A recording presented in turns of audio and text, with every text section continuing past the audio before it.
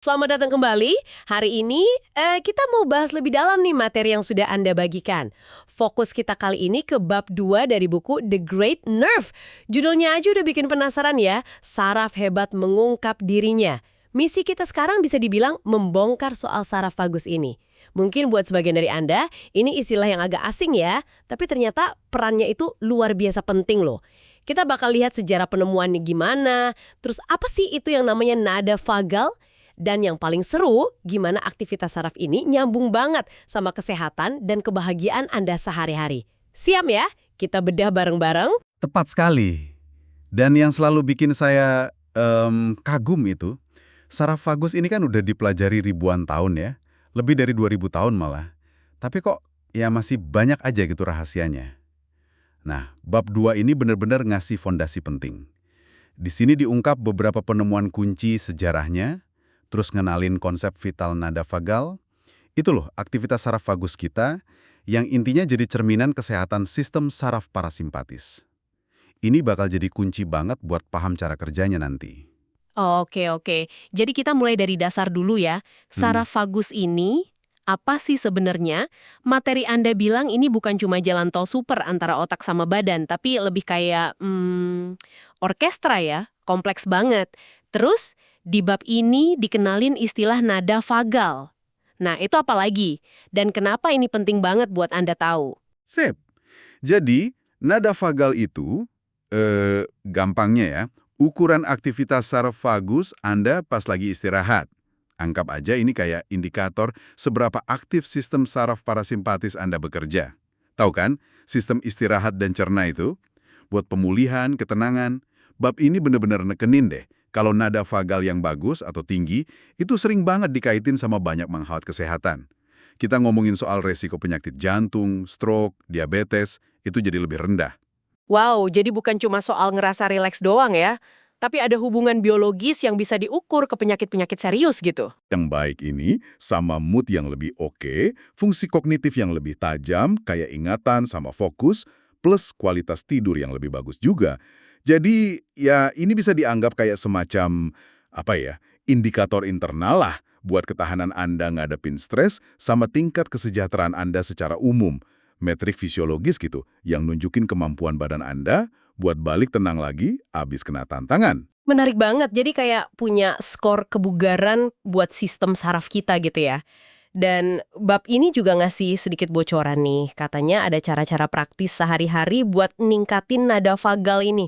Hal-hal kayak olahraga, meditasi, latihan napas tertentu, bahkan kena dingin sesekali. Detailnya sih katanya bakal dibahas lagi nanti ya di bagian lain sumber Anda, tapi ini ngasih harapan dong kalau kita bisa ngaruhin ini. Nah, sebelum ke sana kita mundur dikit yuk. Ternyata saraf ini punya sejarah yang panjang dan lumayan seru juga ya. Iya, sumber Anda itu bawa kita jauh banget ke belakang, hampir 2000 tahun lalu. Ada sosok Galen, dokter Yunani kuno, ada cerita eksperimennya yang lumayan dramatis ya, pakai suara babi yang tiba-tiba hilang pas saraf di lehernya dipotong. Nah, habis pengamatan itu, Galen namain saraf ini saraf yabat. Apa sih yang bikin saraf ini istimewa banget di mata Galen waktu itu? Jadi Galen itu lewat observasi sama eksperimennya yang ya cermat banget lah untuk zamannya, dia sadar betul peran vital saraf ini buat ngontrol fungsi tubuh yang penting. Termasuk ya itu tadi, produksi suara lewat laring. Penemuannya itu fundamental banget, karena ini salah satu bukti paling awal kalau otak itu secara aktif dengerin sinyal dari badan, terus ngomong balik lewat jalur saraf spesifik buat ngatur fungsi-fungsi penting. Dia paham kalau saraf ini jalur komunikasi dua arah yang krusial banget. Wah, pemahamannya maju banget ya untuk era itu. Terus beberapa abad kemudian namanya ganti tuh. Betul. Kayak yang dijelasin di bab ini, belasan abad setelah Galen, ada ilmuwan Denmark namanya Caspar Bartholin. Nah, dia ini yang ngasih nama yang kita kenal sekarang, nervus vagus. Artinya itu saras pengembara. Nama ini deskriptif banget kan? Kalau kita ingat jangkauannya itu luas banget, dari batang otak, turun ke leher, dada, terus nyebar ke hampir semua organ penting di perut. Dia benar-benar mengembara gitu ke seluruh tubuh bagian atas. Saraf pengembara, pas banget ya namanya. Dan pemahaman kita terus nambah nih, nggak cuma tahu jalurnya aja. Bab ini juga jelasin gimana ilmuwan modern sekarang nelitinya di lab pakai presisi yang, wah, susah dibayangin. Ada bagian soal teknik bedah mikro di tikus. Mungkin bisa ceritain dikit inti metodenya gimana dan apa yang ketahuan dari situ. Deskripsinya lumayan detail sih di sumber. Iya, deskripsi itu memang tujuannya buat nunjukin betapa halusnya kerjaan ini ya. Dan itu penting buat paham gimana kita dapat data modern sekarang. Intinya gini, peneliti itu pakai mikroskop yang kuat banget sama instrumen bedah mikro buat bikin sayatan super kecil di leher tikus. Lewat sayatan ini, mereka bisa akses saraf vagus yang di tikus aja itu tebelnya cuma setebel rambut manusia loh.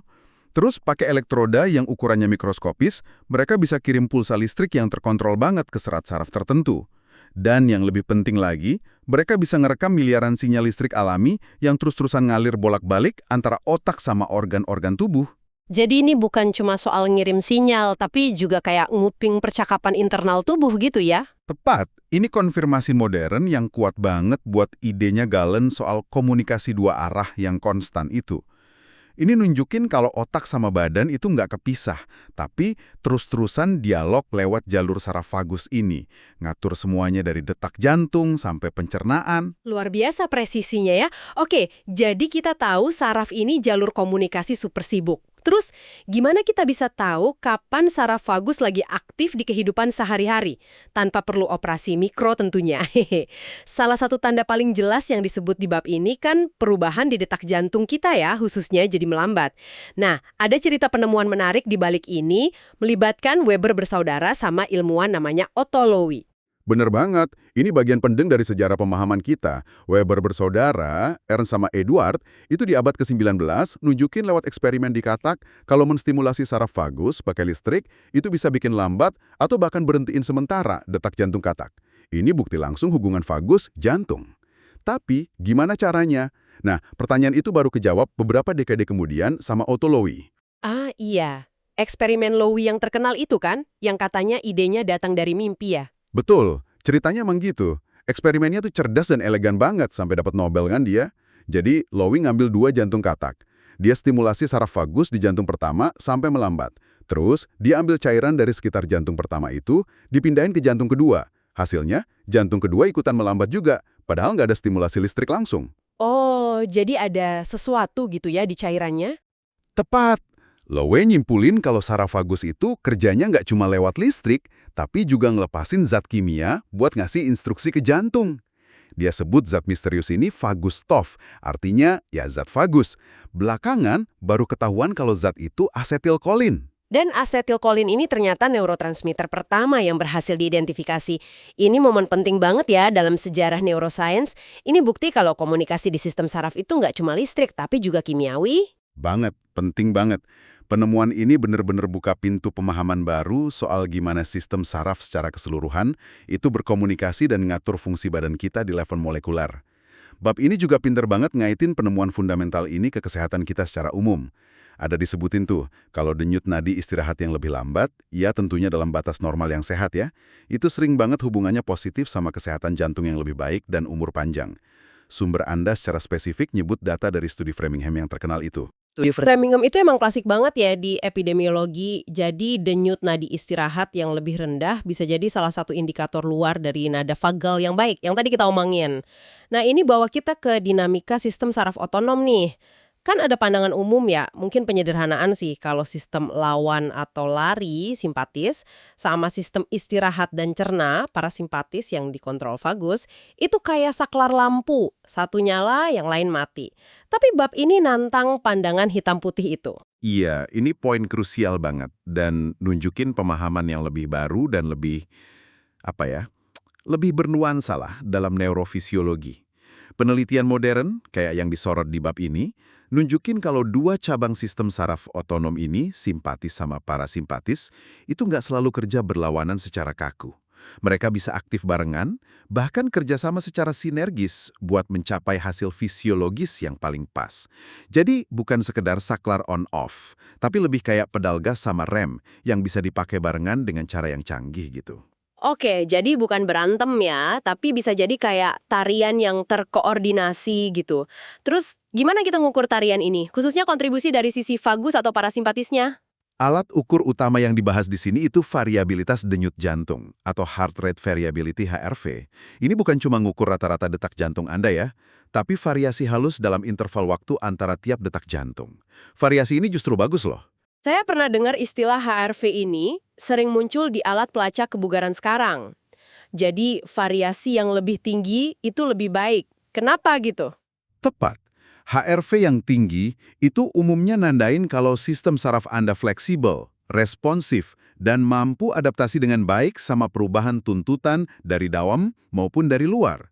Ini nunjukin pengaruh kuat dari sistem parasimpatis lewat saraf vagus yang bisa nenangin dan ngatur ritme jantung.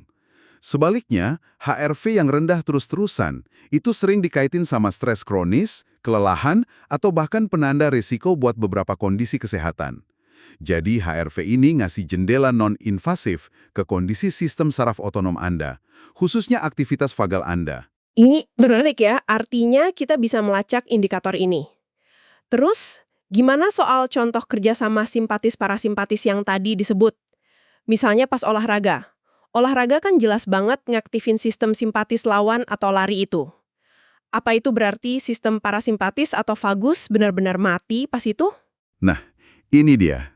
Salah satu bagian yang paling menarik dan mungkin agak lawan intuisi ya yang diungkap di bab ini. Jawabannya, nggak selalu. Sumber Anda itu nyebut penelitian yang lumayan bikin kaget pada domba yang lagi olahraga di treadmill. Peneliti mantau aktivitas saraf vagus secara langsung. Hasilnya, aktivitas saraf vagus malah naik selama periode olahraga itu. Naik? Bukannya harusnya turun ya kalau simpatis lagi dominan? Itu dia kejutannya. Alasannya ternyata fungsional banget. Peningkatan aktivitas vagus pas olahraga ini bantu ngoptimalin fungsi jantung. Khususnya ningkatin aliran darah balik ke jantung, mastiin jantung dapat pasokan darah sama oksigen yang cukup buat ngadepin tuntutan aktivitas fisik yang naik itu. Ini contoh sempurna dari kerjasama sinergis, bukan oposisi simpel. Implikasinya apa? Olahraga teratur itu nggak matiin sistem vagus Anda, malah sebaliknya bisa ngelatih dan ningkatin nada vagal Anda secara keseluruhan dalam jangka panjang.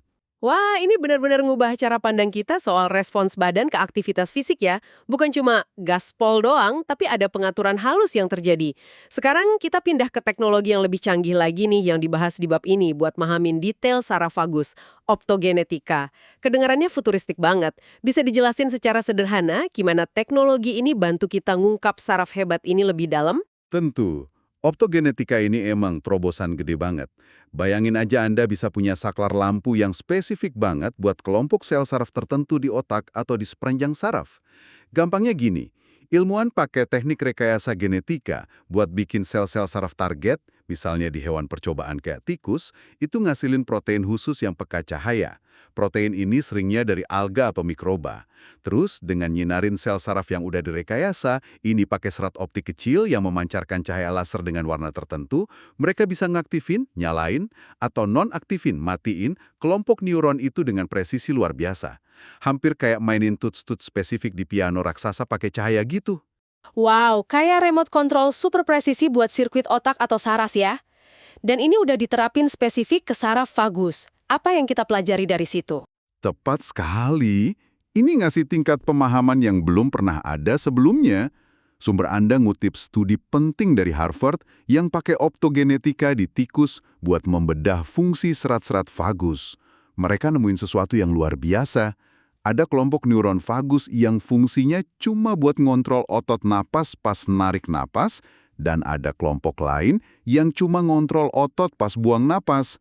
Yang lebih menarik lagi, stimulasi kelompok neuron napas ini pakai cahaya itu nggak ngaruh ke detak jantung atau tekanan perut tikus sama sekali. Jadi, ini kayak kabel-kabel kepisah gitu ya, dalam satu bundel gede. Masing-masing punya tugas sendiri. Persis, ini benar-benar nekenin betapa spesifik dan terorganisirnya fungsi serat-serat individual di dalam saraf vagus yang gede itu. Bukan satu unit yang sama semua. Implikasinya penting banget. Pas kita ngomongin stimulasi saraf vagus, baik secara alami atau pakai teknologi nanti, pertanyaan krusialnya adalah bagian mana dari vagus yang distimulasi. Karena stimulasi serat yang beda bisa ngasilin efek fisiologis yang beda banget juga. Kita butuh presisi. Ini nunjukin lapisan kompleksitas yang luar biasa ya di saraf pengembara ini. Nah, setelah kita jelajahi sejarah, konsep nada vagal, HRV, sama teknologi canggih ini, mari kita sambungin lagi ke sesuatu yang bisa kita lakuin sehari-hari. Bab ini nyaranin satu cara yang simple banget dan gampang diakses buat secara sadar komunikasi sama atau menstimulasi saraf vagus kita lewat pernapasan dalam diafragma. Gimana caranya? Menurut panduan di sumber ini, Caranya dijelasin cukup jelas dan praktis kok di sumber Anda. Kuncinya itu pakai diafragma. Otot gede bentuk kubah di bawah paru-paru Anda itu sebagai penggerak utama napas, bukan otot dada atau bahu. Tekniknya kira-kira gini. Duduk atau tiduran yang nyaman, tarik napas pelan dan dalam lewat hidung, biarin udara masuk kira-kira 3 hitungan. Pas narik napas, fokus rasain perut Anda ngembang keluar kayak balon, boleh taruh tangan di perut buat ngerasain.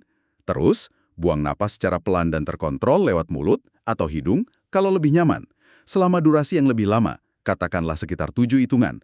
Pas buang napas, rasain perut Anda ngempes pas Anda tarik lembut ke arah tulang belakang. jadi napas masuk 3 hitungan, fokus ke perut, napas keluar 7 hitungan, perut ngempes. Sesimpel itu. Dan disaranin ngulang siklus ini berapa lama? Sumber nyaranin buat mulang siklus ini sekitar 12 kali.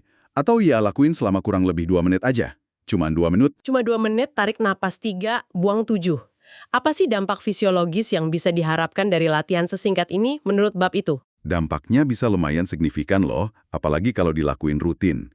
Dengan ngelakuin napas lambat dan dalam kayak gini, di mana fase buang napas lebih panjang dari tarik napas, Anda itu secara langsung ngaktifin cabang parasimpatis dari sistem saraf otonom Anda. Secara fisiologis, ini bisa bantu ngelambatin denyut nadi Anda secara sadar pas saat itu, ningkatin variabilitas denyut jantung, HRV Anda sementara, dan akhirnya, kalau dipraktikin terus-terusan, bisa bantu ningkatin nada vagal Anda secara keseluruhan. Ini cara yang gampang banget, gratis, bisa diakses siapa aja, kapan aja buat mulai dialog secara sadar sama saraf vagus Anda dan ngerasain manfaat nenangin dari sistem parasimpatis. Luar biasa ya. Jadi setelah kita telusuri bab 2 ini bareng-bareng, jadi jelas banget ya kalau saraf vagus ini jauh dari sekedar kabel biasa di badan kita. Dia benar-benar peranannya kayak konduktor utama di orkestra fisiologis kita, penjaga keseimbangan dinamis atau homeostasis. Kita udah lihat jejak sejarah penemuannya yang panjang dan menarik dari Galen sampai Bartholin dan Lowy. Kita paham konsep penting nada vagal dan gimana itu nyambung erat sama kesehatan fisik dan mental Anda. Kita juga lihat gimana metrik kayak HRV dan teknologi canggih macam optogenetika bantu kita paham kerumitannya lebih detail. Dan akhirnya kita nemu kalau tindakan simple kayak nafas dalam aja bisa jadi cara buat ngaruhin secara sadar. Jadi apa arti penting semua ini buat Anda, pendengar kami? Implikasi utamanya ya ini ngebuka wawasan baru dan negesin lagi betapa kuat dan intimnya koneksi antara pikiran sama badan kita. Saraf vagus ini salah satu jembatan fisik utama yang nyambungin pengalaman mental dan emosional Anda sama fungsi fisiologis dasar badan Anda. Paham soal ini tuh ngasih kita semacam, kekuatan atau kemampuan lah buat lebih proaktif jaga kesehatan kita secara holistik. Nggak cuma ngandelin intervensi dari luar aja. Nah, sebagai pemikiran penutup nih, yang mungkin bisa Anda bawa pulang buat direnungin. Mengingat kalau saraf vagus ini kayak yang disebut di sumber Anda, isinya ratusan ribu serat saraf, perkiraannya sekitar 200 ribu serat.